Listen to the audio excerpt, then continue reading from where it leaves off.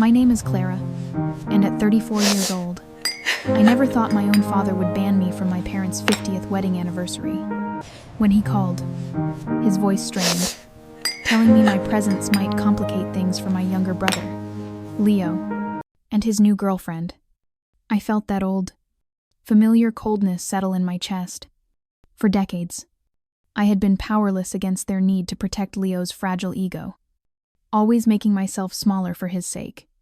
Their motive was simple. Leo's new girlfriend, Sarah, had a real career as a paralegal, and they couldn't have me overshadowing her.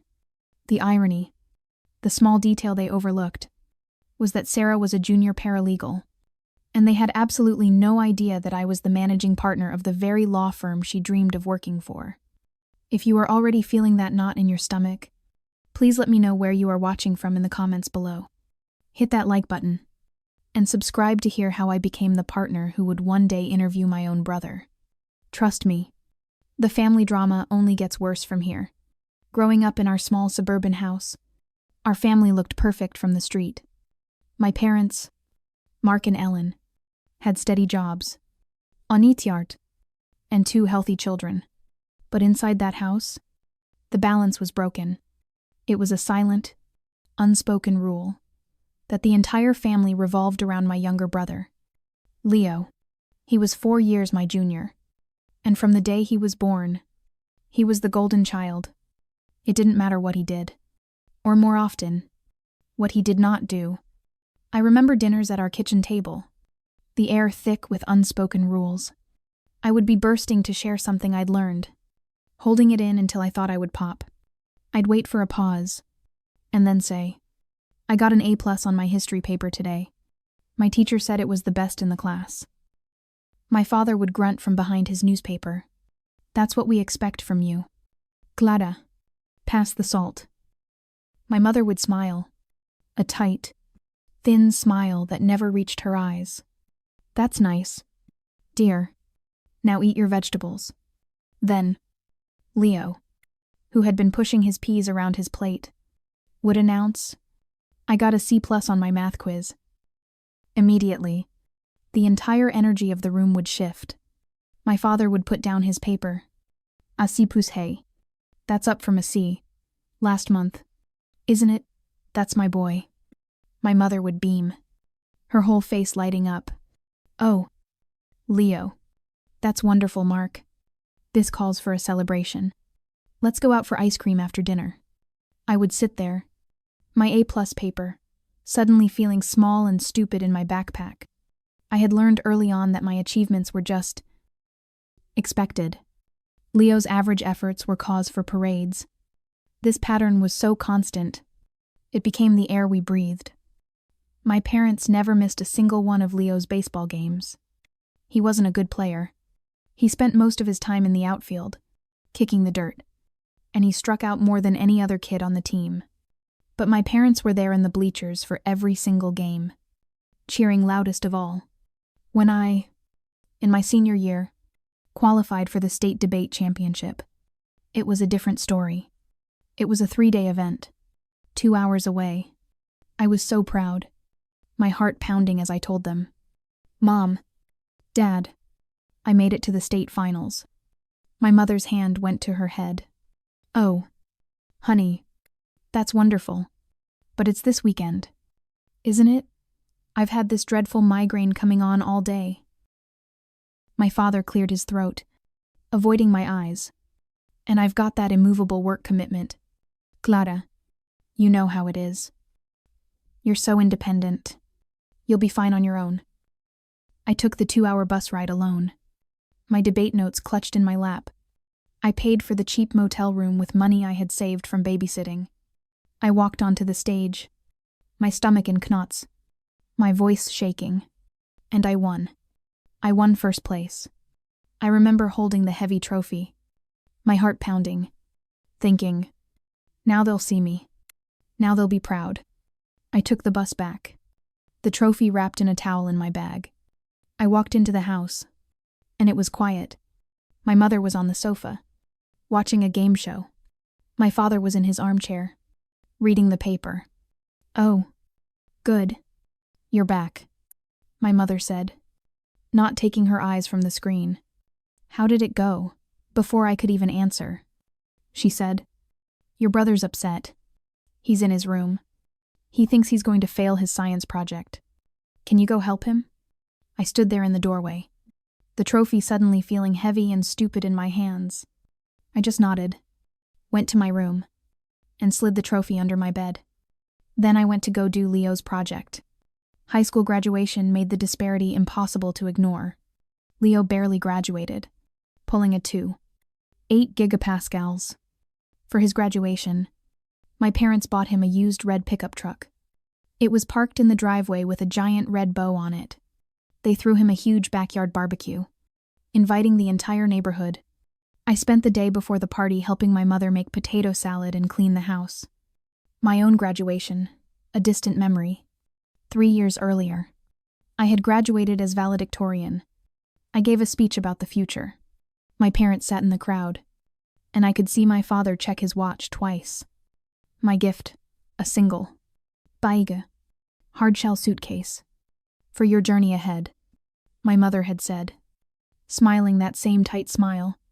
The message could not have been clearer. Leo, with his truck, was meant to stay. I, with my suitcase, was meant to leave.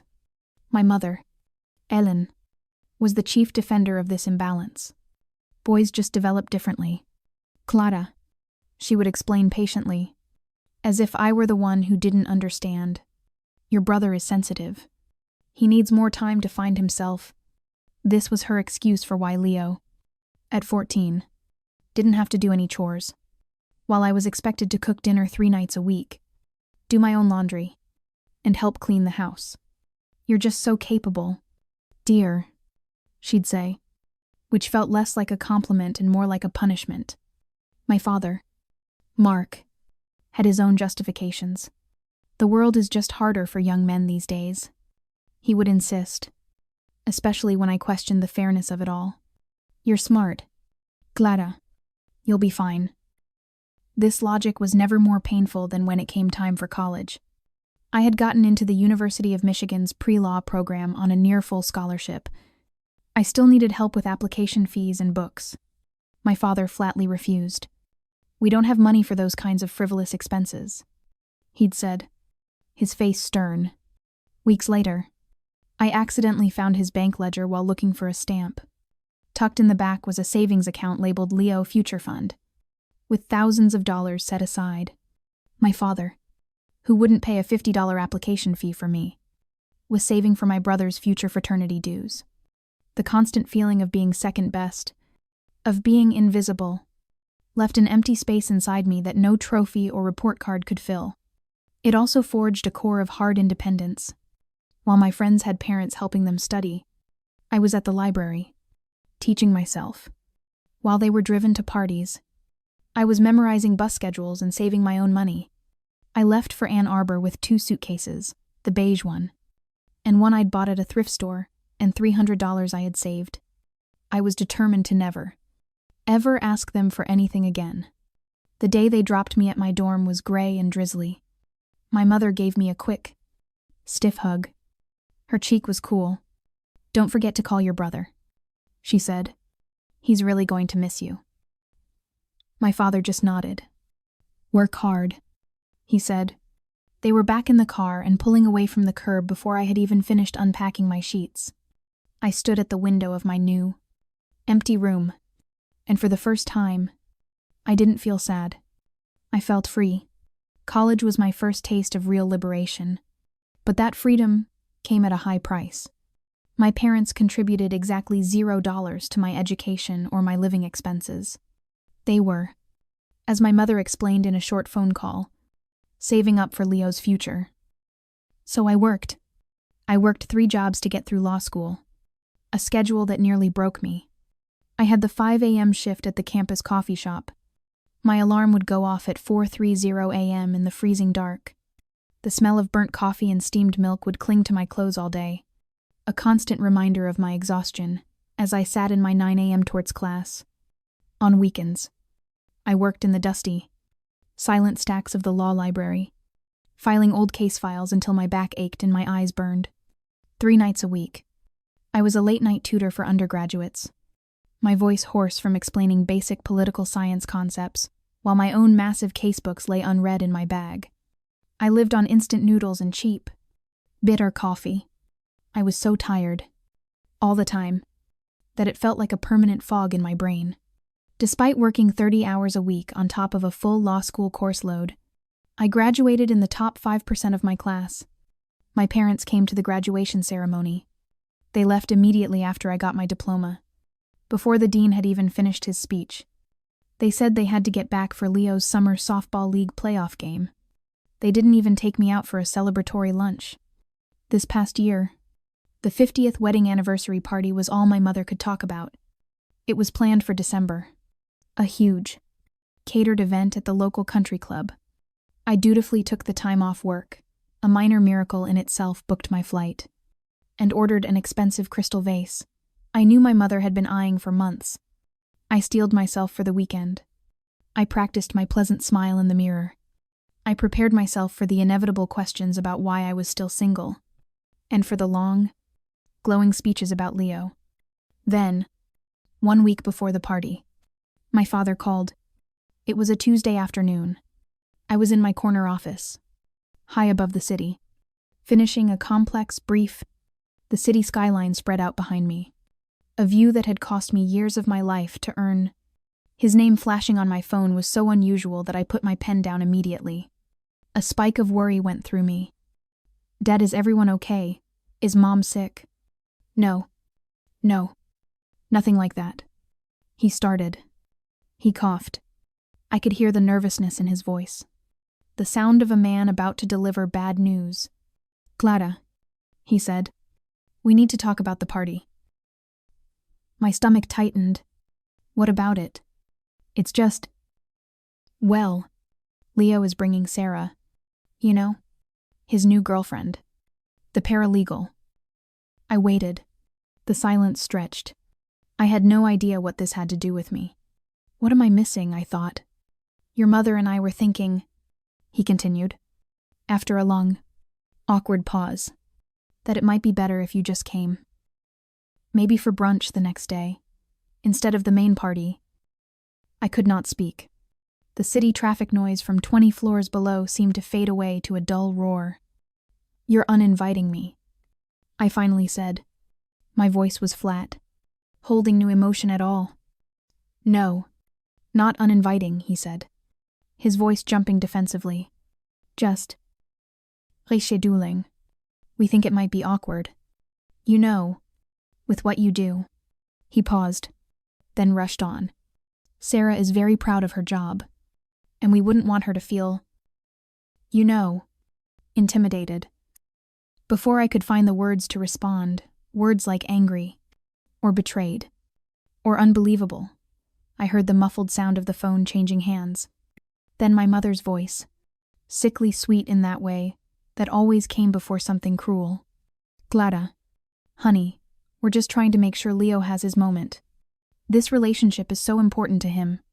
Sarah is the first girl he's dated with a real career, and we want her to feel comfortable and welcomed. And my presence would make her uncomfortable, I asked.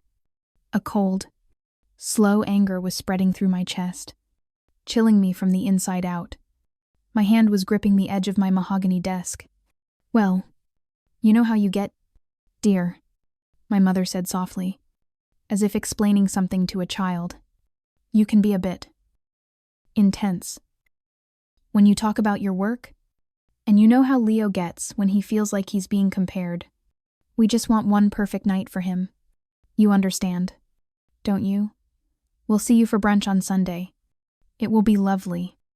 I looked at the stack of files on my desk, at the awards on my wall, at the life I had built from nothing. I found myself saying okay in a numb, distant voice. I hung up the phone. I sat there, frozen, staring at my computer screen, but not seeing it. My executive assistant buzzed me on the intercom. Clara, the quarterly review meeting is starting. I stood up, straightened my blazer, and walked into that meeting. I smiled. I led the discussion on resource allocation for the next 6 months. No one noticed anything was wrong. That night, the full impact hit me. I was still the inconvenient daughter. I was still the one who had to make herself smaller so Leo could feel big. I canceled my flight. I canceled the order for the crystal vase. On the night of the party, I stayed late at the office, clearing out an inbox that didn't need clearing. Around 9 o'clock, my phone buzzed. My mother had tagged me in a post on social media. My curiosity got the better of me. I clicked it. It was a photo of her, my father, Leo, and a smiling blonde woman I assumed was Sarah. They were all dressed up, raising champagne glasses, the country club's fireplace glowing behind them. The caption, written by my mother, read, "A perfect 50th anniversary with the most important people. So proud of our son Leo and his amazing girlfriend, Sarah, our new power couple." My absence wasn't even mentioned. I wasn't an empty space. I simply hadn't existed. I closed the app.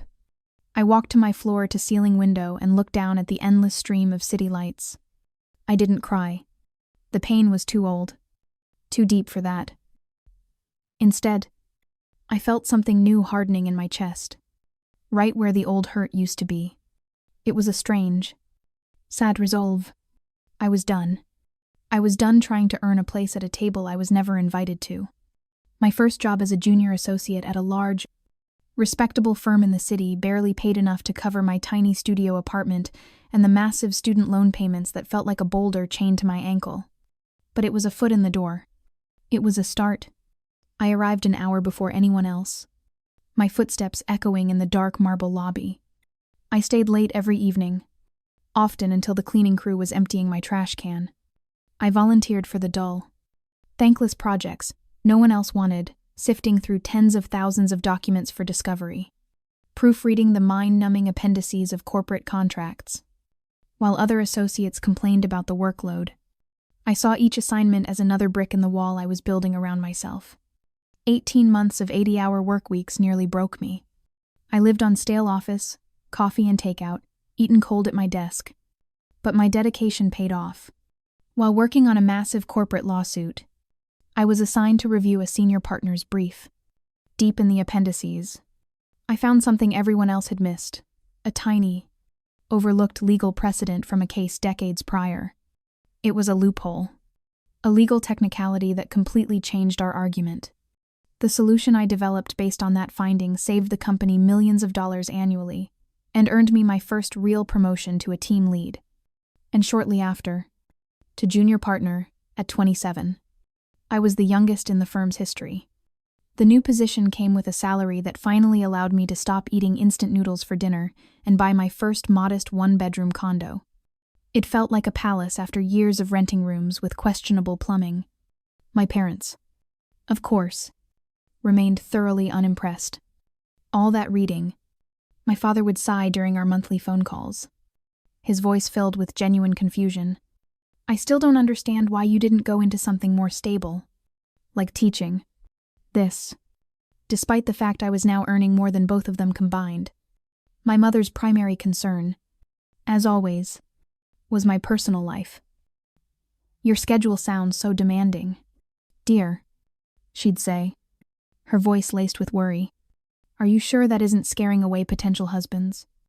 Leo, meanwhile, had dropped out of community college after 3 semesters, with no declared major. My parents described this as taking time to find his passion and promptly let him move back home. Rent-free. He cycled through jobs at an alarming rate.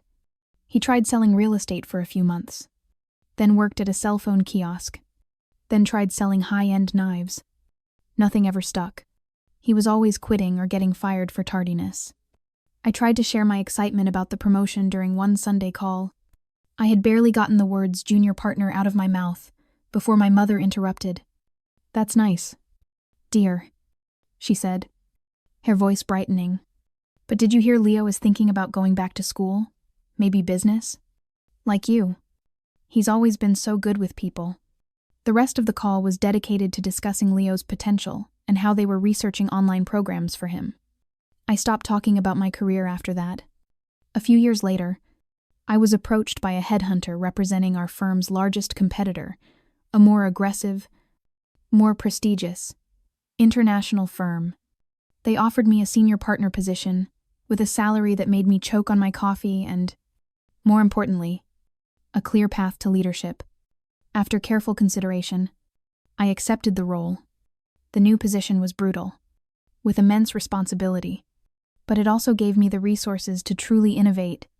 When our firm merged with another global giant, creating one of the largest legal corporations in the world, the board began searching for a managing partner who could navigate the complex integration. To my absolute shock, I was shortlisted. The interview process was the most grueling experience of my life. 7 rounds with board members, investors, and senior partners from both companies. I prepared for weeks, developing a comprehensive vision for the merged firm, addressing everything from integrating our case management systems to aligning the 2 different company cultures. When the board chairman called to offer me the position, I was 31 years old. I was momentarily speechless. That evening, alone in my new, much larger apartment overlooking the city, I finally allowed myself to feel the pride I had been pushing down for years. I called my parents that weekend to share the news. "Managing partner?" my father asked, sounding genuinely confused. "Is it a startup or something?"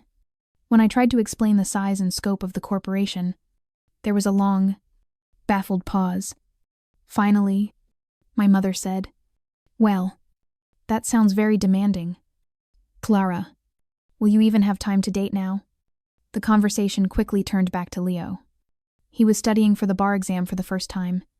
He's really finding himself now. My mother gushed. "He has such natural charisma. He's going to make a wonderful lawyer." After that call, I made a conscious decision. I built a wall around my professional life. It was simpler than dealing with their blank stares or their complete lack of interest. I stopped mentioning my work. I let them believe I was just a mid-level lawyer. Successful but not intimidatingly so. Our contact dwindled to monthly calls that I scheduled between meetings. I built my own chosen family, close friends who celebrated my wins, mentors who respected my mind, and a small circle of other female partners who understood the unique pressures I faced. Now, 3 months had passed since the anniversary party. January and February went by in a blur of international travel and budget meetings. I had spent 2 weeks in our London office establishing new protocols.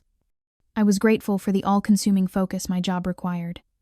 My parents had called twice, leaving cheerful, breezy voicemails that made no mention of Christmas or the party I'd been banned from. I didn't return the calls. The distance felt oddly liberating. One Tuesday in mid-March, Mary, our HR director, requested an urgent meeting. Mary was a calm, no-nonsense woman in her 50s, who rarely scheduled anything last minute. So I cleared 30 minutes between budget reviews to see her. "We've received an interesting application for the senior case manager position," she said, sitting in the chair across from my desk.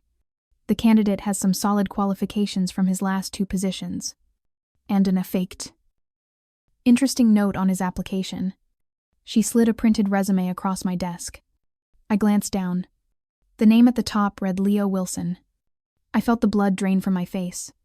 I kept my expression perfectly still, a mask he had perfected over decades. His resume listed 3 different jobs in the past 2 years, each with a slightly more important-sounding title. His educational background listed a recently completed online business certificate, but no, college degree. He had failed the bar exam twice now. I recalled from my mother's disappointed phone calls.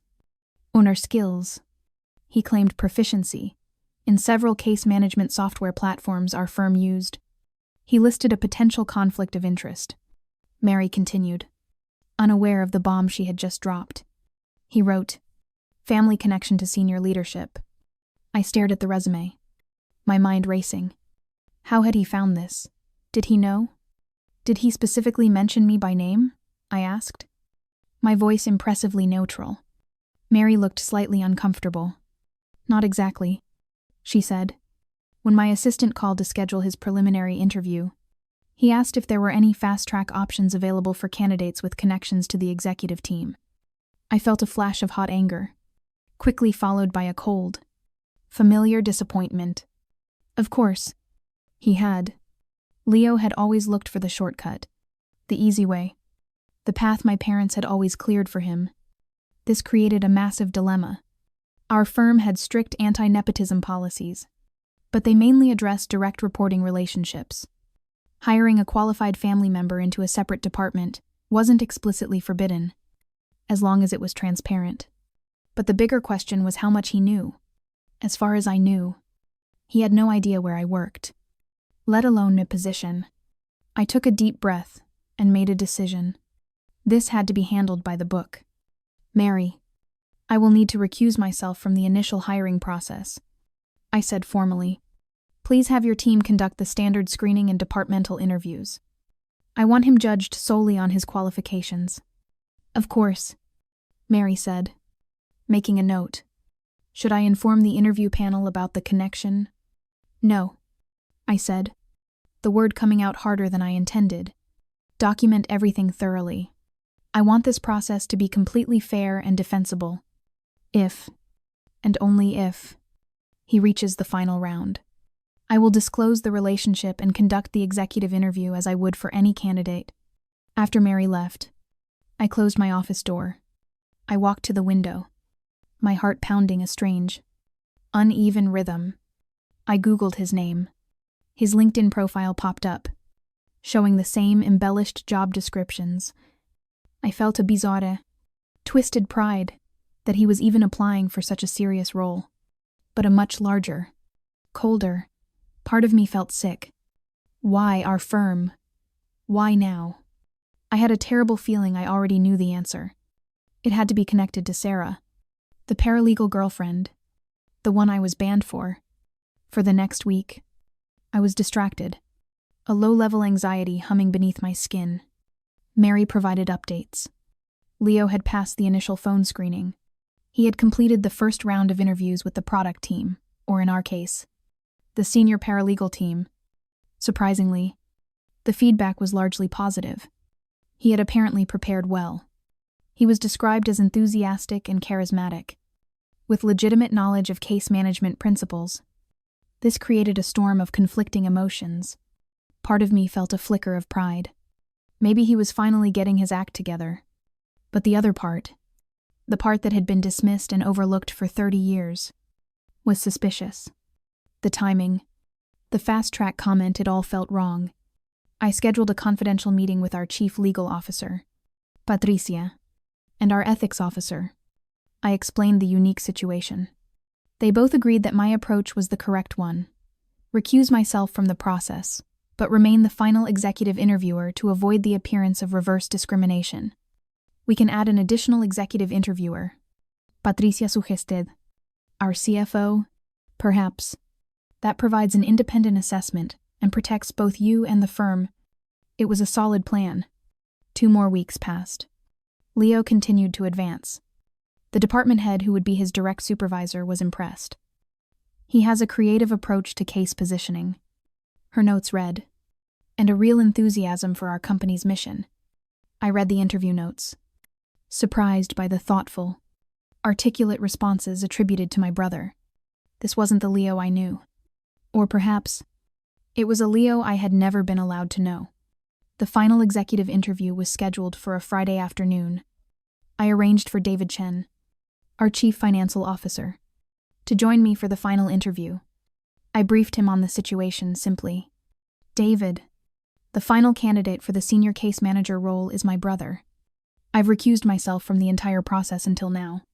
I need your independent assessment to ensure there's no bias, in either direction. David, a sharp man who missed nothing, simply nodded. Understood. I'll take the lead on the strategic questions. My executive assistant, who knew more about my family dynamics than anyone at the firm, gave me a look of profound sympathy when she confirmed the 2:00 p.m. appointment. Would you like me to stay late? Miss Wilson, she offered gently, in case you need anything. After. I smiled, grateful for her loyalty. Thank you, but I'll be fine. Whatever happens, this is just Business. I did not feel fine. The night before the interview, I barely slept. I kept rehearsing. Good afternoon. Mr. Wilson, please tell us about your experience. I tried to anticipate his reaction. Would he be angry? Embarrassed? Would he try to leverage our relationship in front of the CFO? Would he immediately withdraw his application by morning? I was exhausted, but my resolve had hardened into a cold. Professional shield. Friday afternoon arrived with an unsettling speed. From my corner office window, I watched Leo enter our building at 1:45 p.m. Even from 30 floors up, I recognized his walk. It was the same confident, almost cocky swagger he'd had in high school. The walk of a person who had never faced a real consequence. He wore a new suit, charcoal gray and well-tailored. He had clearly spent significant money preparing for this. I watched the internal security feed as he checked in, received his visitor badge, and was escorted to the 30th floor executive boardroom. At 1:55 p.m., I met David at the elevator. His background is a bit non-traditional, David commented quietly as we rode up, but his interviewers in the paralegal pool were surprisingly impressed. They called him innovative and driven. I just nodded. My face, a neutral mask. Let's see for ourselves. We entered the boardroom. David positioned himself to my right. We arranged the interview materials on the polished table. The panoramic windows showcased the city skyline, a view of the world I had fought for and won. All on my own. At precisely 2:00 p.m., the heavy oak door opened. An HR rep entered first, followed by Leo. His expression was confident, bordering on arrogant. He strode into the room with a wide, practiced smile, his hand already extended for a handshake. Then his eyes met mine. The transformation would have been comical if it weren't so pathetic. His face cycled, in a matter of seconds, through complete confusion, then utter, profound shock, then disbelief, and finally, a dawning, sickening horror. His smile froze, then collapsed. He stopped mid-stride. His mouth actually dropped open. "Clara," he blurted out. His voice was a strained whisper. What are you doing here?" I maintained a perfectly neutral, almost cold expression. I did not stand. "Good afternoon, Mr. Wilson," I said. My voice was level, professional, and cut through the stunned silence. "I am Clara Wilson, the managing partner of Nexus Zenith Legal. Please have a seat." The HR rep, "Aconsúmate profesional," betrayed no surprise. She simply gestured to the empty chair across the long table from me and David, and then excused herself, closing the door quietly behind her. Leo remained frozen for several seconds, his eyes darting around the massive boardroom. He looked at the floor-to-ceiling windows, the expensive art on the walls, the subtle displays of corporate power. He looked at David, then back at me, as if he couldn't make his brain process what he was seeing. "You're the CEO," he stammered, using the wrong title. "Managing partner." I corrected him gently. I then gestured to my colleague. "This is David Chen, our Chief Financial Officer. He will be joining us for this interview." David extended his hand. Leo shook it automatically, his eyes never leaving my face. His own hand was clammy. I could see the moisture on his palm as he pulled it away. "I don't understand," he said, sitting down stiffly, his movements mechanical. "How long have you? Why did you never?" "Mr. Wilson," I interrupted, my tone firm but quiet. "We have 30 minutes scheduled to discuss your qualifications for the senior case manager position. Would you prefer to proceed? Or would you like to reschedule?" That professional framing seemed to snap him back, at least partially. He straightened in his chair, his hands fumbling as he tried to adjust his new, expensive tie. No, let's proceed," he said, his voice only slightly strained. "I apologize for my surprise. I wasn't expecting to see my sister today." For transparency, I addressed David, though I had already briefed him. As you can see, Mr. Wilson is my brother. I have recused myself from the earlier stages of the interview process to avoid any conflict of interest. However, firm policy requires executive approval for all senior management positions. David nodded. Thank you for clarifying. Mr. Wilson, shall we begin with your interest in this specific role?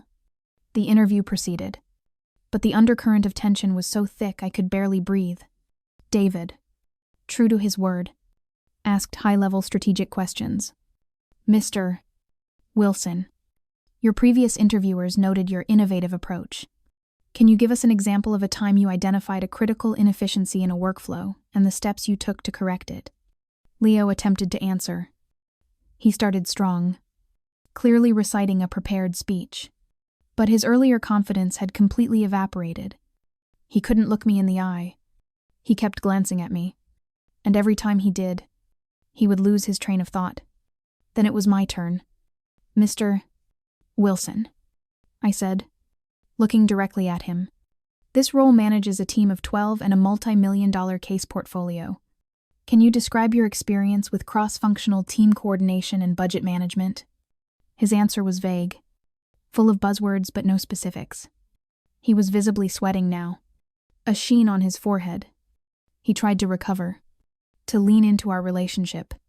Well, he said, attempting a laugh, as someone who has grown up understanding executive thinking. My family background has given me a unique insight into leadership. David and I said nothing. I just stared at him, my expression unchanging. I pressed on. Let's talk about ethics. A case manager has access to highly confidential client information. Can you describe a hypothetical situation where you might face a conflict of interest? And the specific steps you would take to escalate and resolve it? He fumbled. Badly. The thoughtful, articulate responses that had been in his file were gone. They were replaced by nervous, rambling generalities. The shock of discovering my position had completely derailed his preparation. He was exposed. The charisma my mother always gushed about was just a thin veneer, and it had just been sanded off. After 45 long, painful minutes, David wrapped up his questions. Thank you for your time, Mr. Wilson. That's all from me. He stood, gave me a brief nod, and excused himself, explaining he had another commitment. He knew, of course, that the real conversation was about to begin. The second the heavy door clicked shut behind him, Leo's professional facade crumbled entirely. What the hell? Clara A. said, leaning forward, his face flushed with anger and embarrassment. You're the managing partner of a global law firm, and you never thought to mention it to your family. I remained seated. Calm. Would it have mattered? I asked quietly. When have you, or Mom, or Dad, ever shown a single drop of genuine interest in my career, beyond whether it was scaring off husbands? That's not fair, he protested. We always knew you were doing well in law, or whatever. But this is a whole different level. I maintained my professional composure. Leo, I need to ask you, why did you apply to this specific firm? How much did you know about my position here? He had the grace to look slightly embarrassed. He looked away, fiddling with a pen. I knew you worked for Nexus Zenith, he mumbled. Sarah mentioned it. The final piece clicked into place. Sarah, I said. Your Christmas girlfriend? The paralegal. Leo shifted uncomfortably in his expensive suit. Yeah. She used to work here. She was a junior paralegal in the litigation department for about 6 months last year. She quit. She said the leadership was intense. I see, I said. So she knew a Clara Wilson worked here. He shrugged, some of his usual bravado returning now that it was just us. Yeah. She didn't know you were the Clara Wilson. She just thought you were, like, a partner or something. When she met me and realized my last name was Wilson, She put it together. He let out a harsh laugh. She thought it was hilarious that I had no idea what my own sister really did. The revelation stung, but I didn't let it show. So you applied here? Because, why not? He said, leaning back, trying to reclaim some power. I'm qualified. The position fits my experience. And yeah, I thought maybe having a connection wouldn't hurt. He glared at me. I didn't know you were the actual boss. Though, I figured you were just a department head. Did Mom and Dad know about this? About where I work? He looked away again. Sarah met them at Thanksgiving. She might have mentioned something. I don't know what they know. Clara, they just know you're doing well. We sat in silence for a moment, the weight of 30 years of willful ignorance and casual dismissal hanging in the air between us. So, what happens now? Leo finally asked, his voice sullen. With the job? I mean, the same thing that would happen with any candidate. I replied evenly. HR will collect the feedback from all interviewers, including mine and Mr. Chen's, and make a determination based on qualifications and fit. But you could put in a good word, he pressed, his voice suddenly whining. Come on, Clara, we're family. Which is exactly why I must be especially careful to show no favoritism, I said, my voice turning to ice. The process will be fair. Leo, that is all I can promise. He stood up abruptly, his chair scraping loudly on the floor. He was furious. Unbelievable. All these years, you've been playing some weird, secret game, holding this over us. And now you can't even help your own brother. I remained seated. I haven't been playing games. Leo, I've been building a career. I stopped sharing my life because no one was interested in listening. Well, we're interested now, he said with a bitter laugh. Just wait until Mom and Dad find out about this. They are going to flip. His thinly veiled threat hung in the air. I simply nodded, ending the conversation. I stood and extended my hand formally. Thank you for coming in today. Mr. Wilson, HR will be in touch regarding the next steps. He stared at my outstretched hand for a the hateful moment before shaking it briefly. He was a bad loser. He always had been. At the door, he paused and turned back. One last parting shot. For what it's worth, he said, his voice dripping with resentment.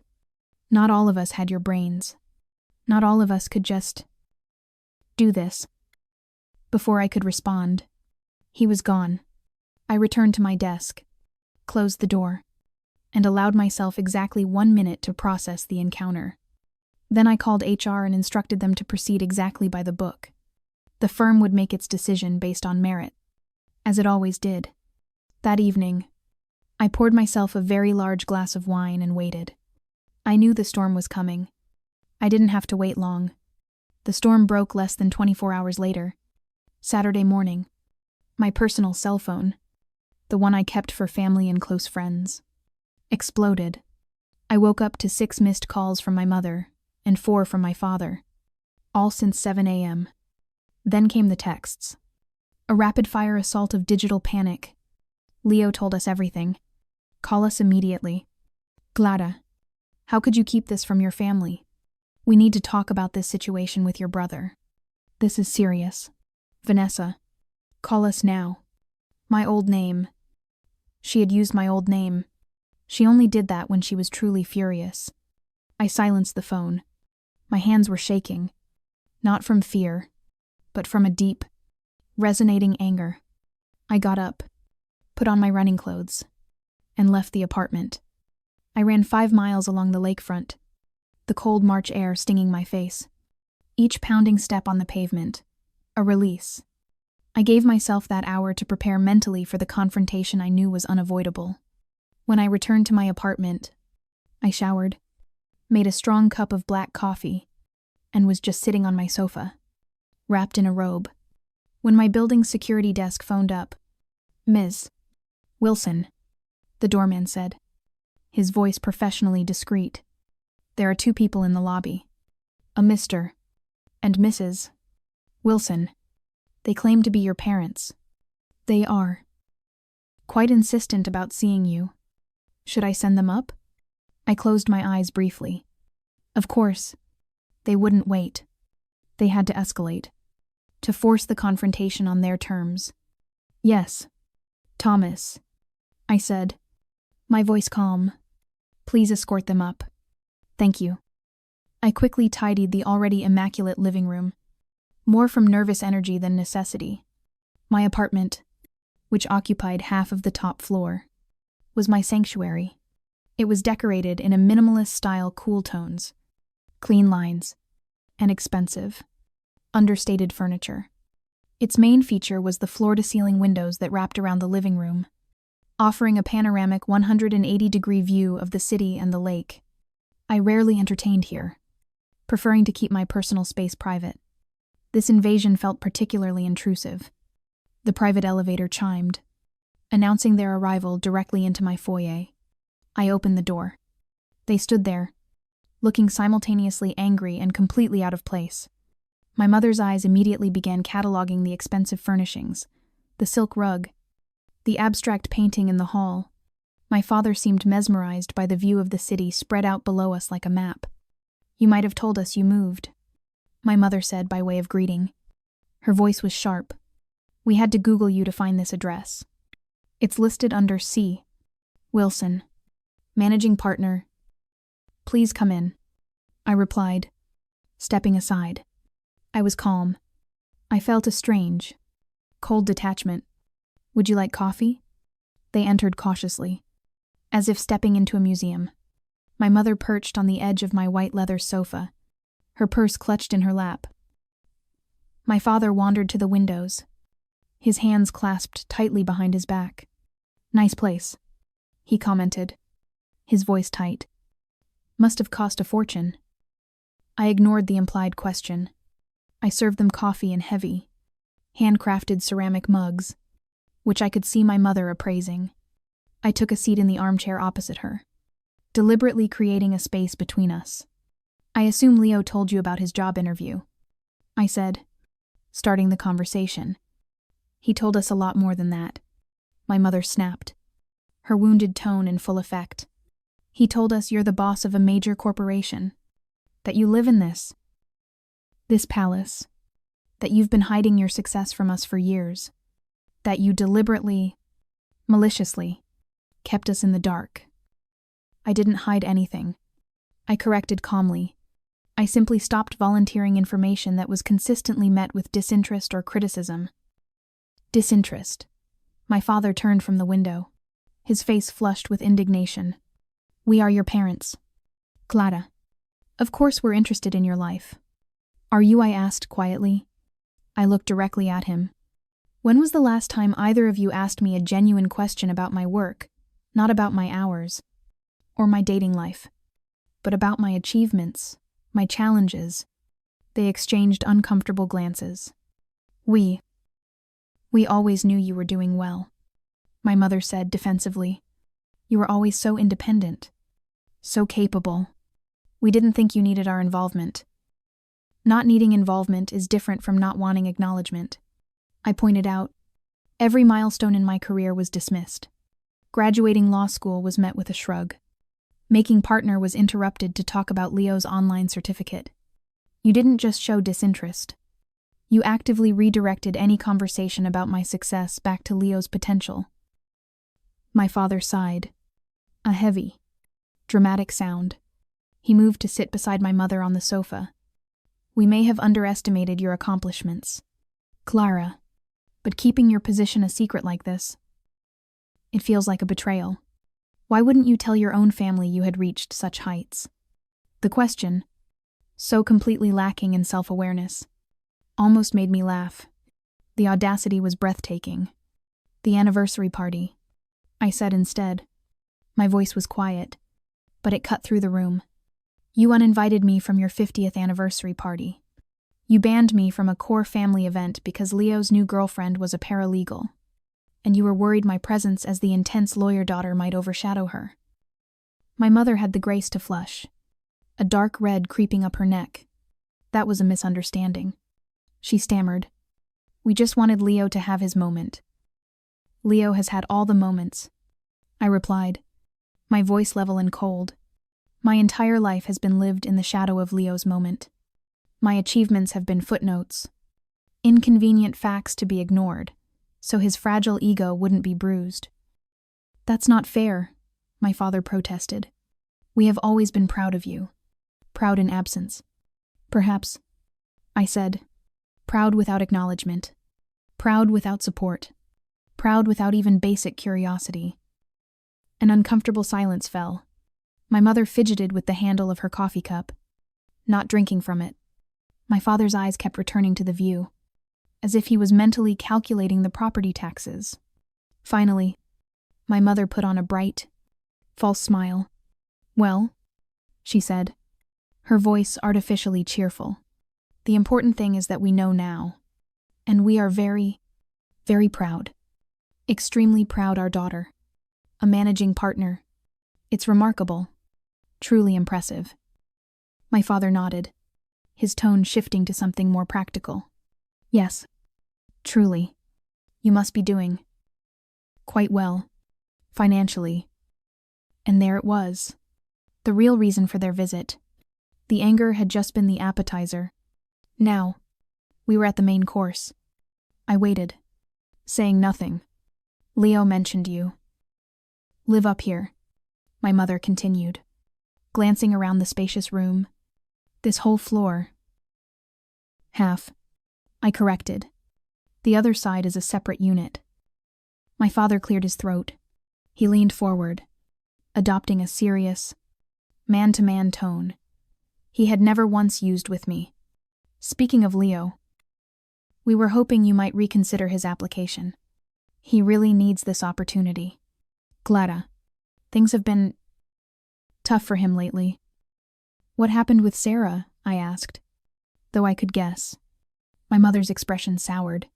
Oh, they broke up a few weeks ago. She was not the right girl for him anyway. Very critical, very ambitious. In a grasping way. She actually called us after they split, my father added, frowning. Tried to tell us some nonsense about Leo's character and lack of follow-through. Very unprofessional. The pieces continued to fall into place. Sarah, the paralegal, had tried to warn them. Just as she had inadvertently revealed my position to Leo, both revelations had been ignored until they became useful. I cannot discuss Leo's application, I said firmly. Our human resources department handles all hiring decisions according to strict company policy. But surely you have some influence. My mother pressed, her voice becoming thin and needy. He's your brother, Clara. Which is exactly why I must be especially careful to show no favoritism. I repeated, using the same words I had told Leo. My father shifted tactics. He stood up and walked back to the window. Clara, we need to be honest with you about something. He paused, for dramatic effect. Your mother and I, we're in a bit of financial difficulty.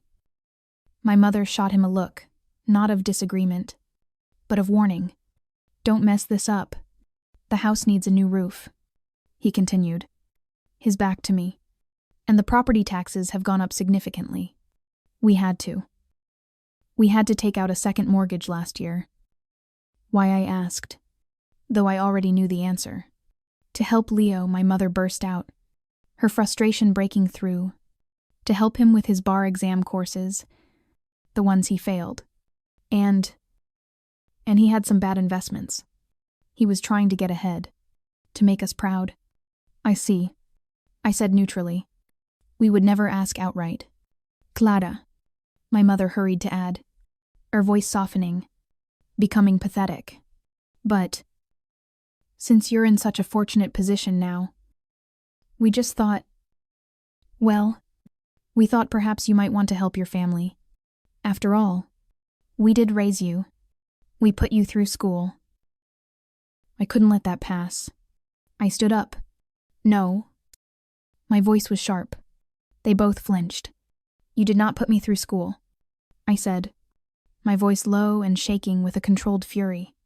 I worked 3 jobs to pay my own tuition and graduated with over $100,000 in student loans, which I paid off. Myself. You paid for Leo's truck.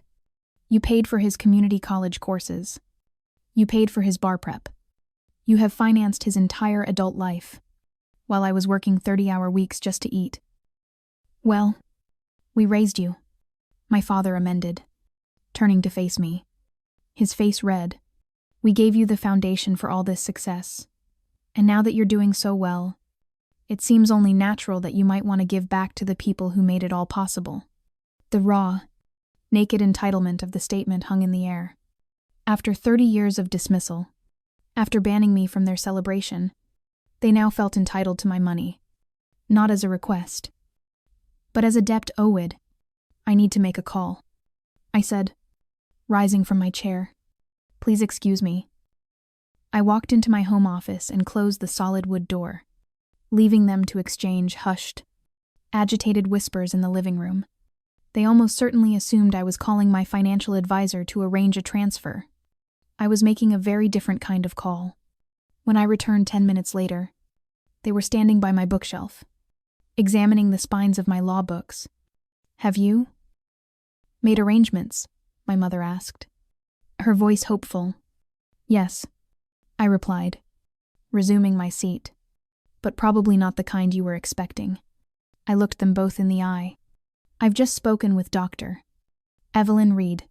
She is one of the most respected family therapists in the city. She has agreed to see us for an emergency consultation this afternoon at 4:00 p.m.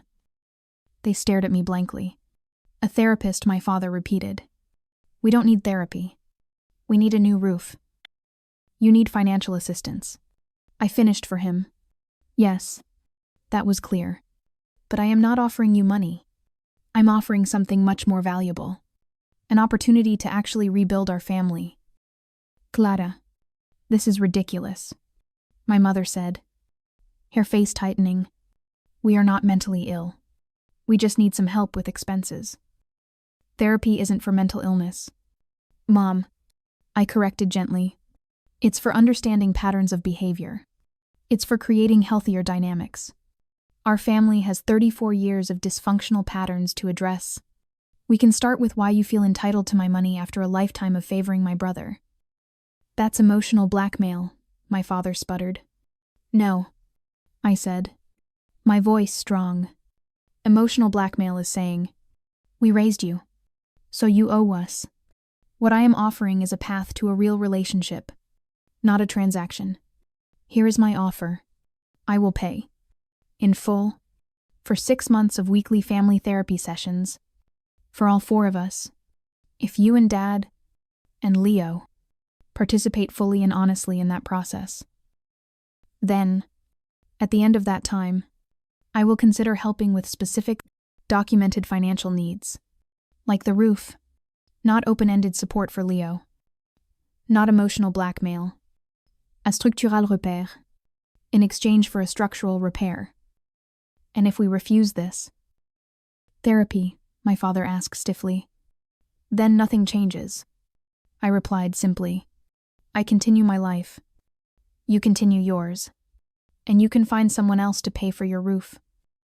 They conferred in hushed, angry whispers.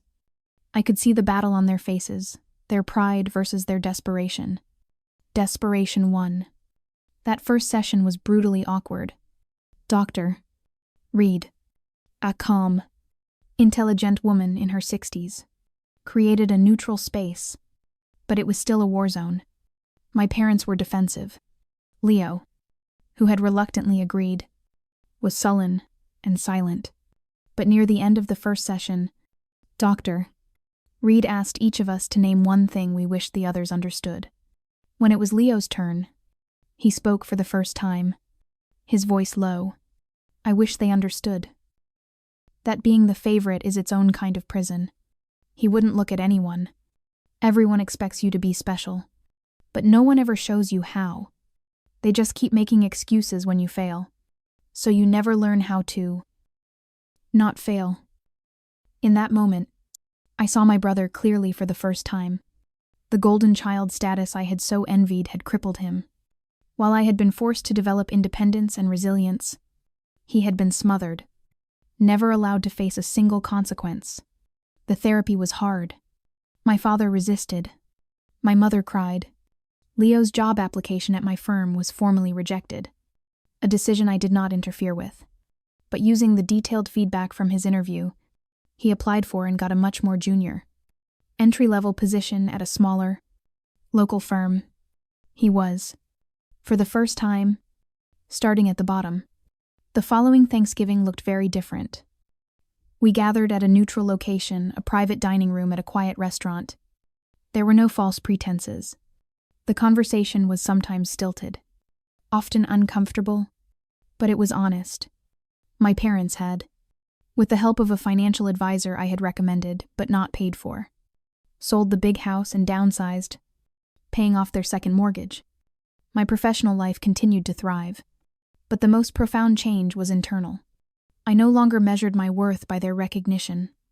I had learned to accept their limitations. I had discovered that family relationships, like all relationships, require boundaries and mutual respect. Leo found his own path. He was good at the detail-oriented work of a junior paralegal. We began to build a fragile, tentative sibling relationship, meeting for coffee, talking about our industry. My parents never fully understood the depth of their favoritism, but they were trying. They were learning to ask me about my day and mean it. The truth I discovered wasn't about revenge. It was that self-worth cannot come from people who are unable or unwilling to give it. Real healing began when I accepted them for who they were, not who I needed them to be. I no longer needed my parents to see my value to know it myself. And I no longer needed to dim my own light to make them comfortable. If my story resonates with you, I would love to hear your thoughts in the comments. Have you ever had to establish boundaries with family members who couldn't celebrate your success? How did you handle it? Please, like this video if you found value in my journey. And subscribe if you want to hear more stories about overcoming difficult family dynamics. Thank you for listening.